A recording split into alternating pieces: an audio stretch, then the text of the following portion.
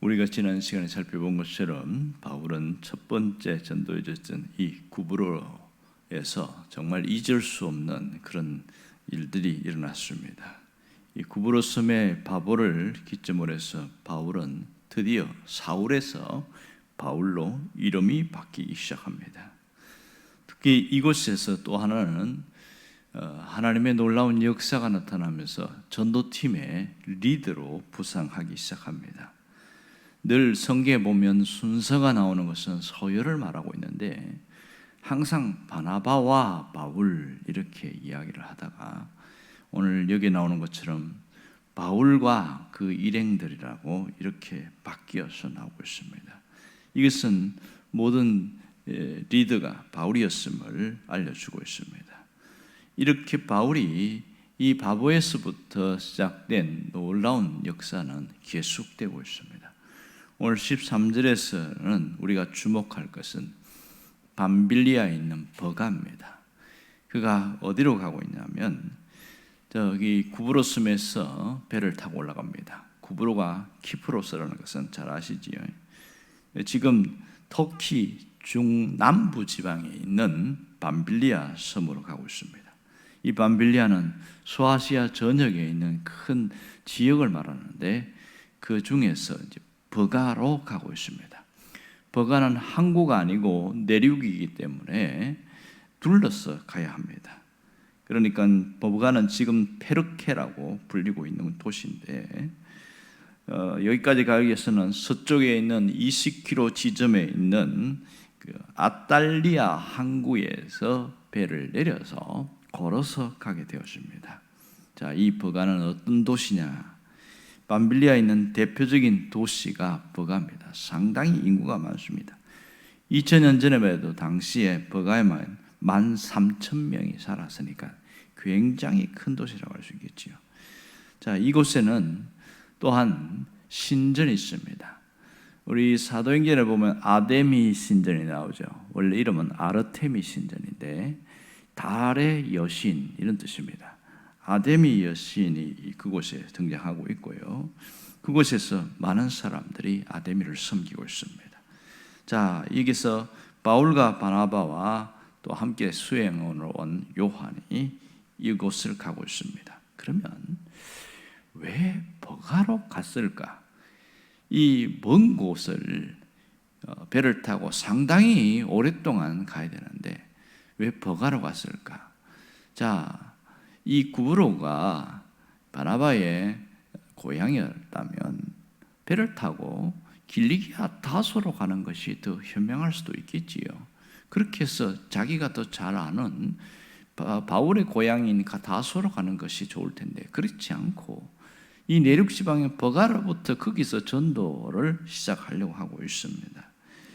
자, 이 버가는 오늘 구브로에 두 개의 도시가 있다고 했죠. 하나는 살라미, 또 하나는 바보.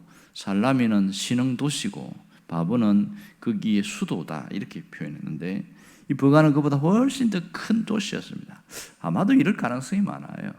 이 버가라는 그 지역을 거점으로 해서 옆 인근에 있는 도시 지역으로 복음을 전하려고 하는 것이 계획이었던 것 같습니다. 그러니까 버가 옆에 보면 항구였던 아탈리아가 있고 아펜도스가 있고 또 시데라는 도시가 옆에 또 있습니다. 이것을 중심으로 해서 했을 때는 충분히 복음으로 사람들을 이끄는데 큰 도움을 줄 수 있는 그런 지역인 것은 사실입니다. 결국은 이 버가행을 간 것도 자신이 선택해서 인위적으로 간 것이 아니라 성령 하나님의 이끄심이었다는 것을 알 수 있습니다. 그들이 밤빌리아의 버가로 가는 까닭은 하나님의 사랑과 생명을 세상으로 흘려보내기 위함이었고 복음으로 그들의 영혼을 회복시키기 위함이 맞습니다. 오늘 우리가 살다 보면 내가 예상치 못한 그런 길로 갈 때도 있고 내가 원하지 않은 길을 갈 때도 있습니다. 다시 말하면 우리 인생에도 인생의 버가가 있더라 그런 뜻이 되겠죠. 어떤 면에서 보면 이 버가라는 곳은 하나님이 내 삶을 이끌어가는 곳이다 그렇게 이야기할 수 있습니다. 왜 하나님이 내 의도와 상관없이 그렇게 이끌어 가시는가요? 그것은 하나님의 사랑과 생명의 통로가 되게 하기 위해서라는 것을 알아야 합니다. 누가 하나님의 사랑과 생명을 흘려보내는 통로가 될 수 있습니까? 그것은 바로 하나님이 함께 하심을 믿는 사람이라고 할 수 있겠지요. 자신의 삶을 통해서 하나님께서 나를 통해 일하신다는 것을 믿는 사람만이 하나님의 사랑과 생명을 흘려보낼 수 있는 통로라는 것을 알 수 있습니다. 이런 사람은 내가 어디에 있든지 어떤 사람을 만나든지 무슨 일을 하든지 조건을 따지지 않습니다.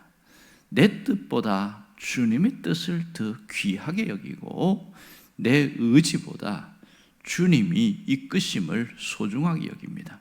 그래서 주님의 뜻이라면 어디에 있든지 순종하겠습니다. 이런 마음가짐이 있지요. 이런 사람을 통해서 주님은 그 사랑과 생명을 흘려보내도록 역사하신다는 사실입니다. 우리가 어디에 있든지 하나님의 통로로 쓰임을 받을 수 있다는 사실을 알아야 합니다. 하나님은 지금도 나를 통해서 사랑과 생명을 세상에 흘려보내기를 원하고 있다는 사실이죠. 이 모든 것이 돌이켜보면 하나님의 은혜 가운데 되어진 일임을 우리가 압니다. 바울을 보면 정말 그는 자신이 된 모든 것이 자기의 계획대로 된 게 하나도 없어요. 모든 것이 하나님의 은혜임을 그는 고린도전서에도 고백하고 있지만, 그가 전도팀의 리더가 된 것도 자기가 원해서 된 것이 아니라 하나님의 이끄심 때문에 되어진 것입니다. 이 바울은 하나님의 은혜에 대해서는 정말 깊이 깨달은 사람입니다. 그가 하나님의 사랑과 생명을 흘려보내는 통로가 되는 그 일에 쓰임을 받는 것도 하나님의 은혜였다, 그렇게 깨닫고 있습니다. 그러므로 그 하나님의 은혜를 깊이 깨닫는 사람은 특징이 뭐냐면 기다릴 줄 알고 참을 줄 알아요. 이게 놀라운 특징이에요. 바울이 그랬거든요. 그는 회심한 이후에 다메섹에도 그랬고 예루살렘에도 그랬고 바로 복음 전도자로 막 그렇게 뛰어나기를 했습니다. 물론 그렇게 다시 돌아올 때까지 아라비아 사막에서 3년의 수련 기간을 거치긴 했습니다. 그런데 하나님은 그걸 원치 않으셨어요. 그래서 우리가 아는 대로 고향에서 13년 동안 칩거 생활을 했습니다. 거기서 아무것도 할 수 없는 무능한 사람인 것처럼 그렇게 되어졌는데, 그것이 하나님이 이 전도 여행을 위해서 준비하는 시간이었습니다. 그리고 나서 안디옥 교회에서 1년간 공동 목회를 한 다음에 드디어 이렇게 선교를 하게 되어진 것인데, 이 모든 것이 은혜 가운데 되어진 일임을 깨닫게 되어집니다. 여러분, 우리가 이 하나님의 은혜를 깨닫는 만큼 신앙의 깊이가 달라진다는 사실입니다. 사람이 얼마나 깊이 깨닫냐에 따라서 요동하지 않게 됩니다. 그게 특징이지요. 첫 번째는 인내할 수 있고, 두 번째는 상황에 요동하지 않고 가만히 기다릴 줄 아는 그 놀라움이 있습니다. 우리가 매 순간 하나님의 은혜를 확인하고 살아간다면 우리의 마음은 평안함으로 가득 차게 될 것이고, 때때로 우리를 두렵게 하고 힘들게 하는 일들이 있지만 그것 때문에 우리가 휘청거리거나 시험 들거나 넘어지지 않는다는 사실입니다.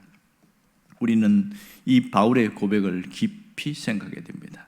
그는 고린도전서 15장 9절 10절에서 이렇게 말합니다. 나의 나 된 것은 하나님의 은혜로 된 것이니 모든 것이 하나님의 은혜로다 그랬습니다. 이것을 깨닫고 자신의 삶으로 체험했던 손경민 씨가 은혜라는 찬양을 쓴 적이 있죠. 부른 적도 있고요. 이 가사는 이렇게 나옵니다. 내가 누려왔던 모든 것이, 내가 지나왔던 모든 시간이, 내가 걸어왔던 모든 순간이 당연한 것이 아니라 은혜였어. 아침에 해가 뜨고 저녁에 노을이 비치고 봄에 꽃향기와 피고 가을에 열매가 맺히는 이 변하는 계절의 순간 가운데 그것이 그냥 저절로 되는 것인 줄 알았는데 당연한 것이 아니라 모든 것이 은혜였다는 것을 깨닫습니다. 그래서 그는 모든 것이 하나님의 은혜로 되어졌다고 고백하면서 그 은혜를 깊이 감사했습니다.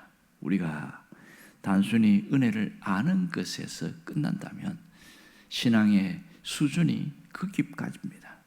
은혜를 아는 데서 내가 은혜 안에 머물 수 있어야 합니다. 은혜 안에 머물고 있는 사람은 은혜 위에 은혜를 쌓는 그런 깊이가 있어야 됩니다. 이렇게 은혜를 쌓아나간 사람은 은혜를 누리고 살아가는 그런 감격의 삶이 있어야 됩니다. 이것이 우리를 얼마나 새롭게 하는지 모릅니다. 매일 똑같은 일상입니다. 아침에 자고 일어나서 저녁에 사는 것이 때로는 되게 지루하고 무료할 수 있는 그런 일상 속에 은혜를 누리고 살아가는 사람은 날마다 새로운 삶이고 감격의 삶입니다.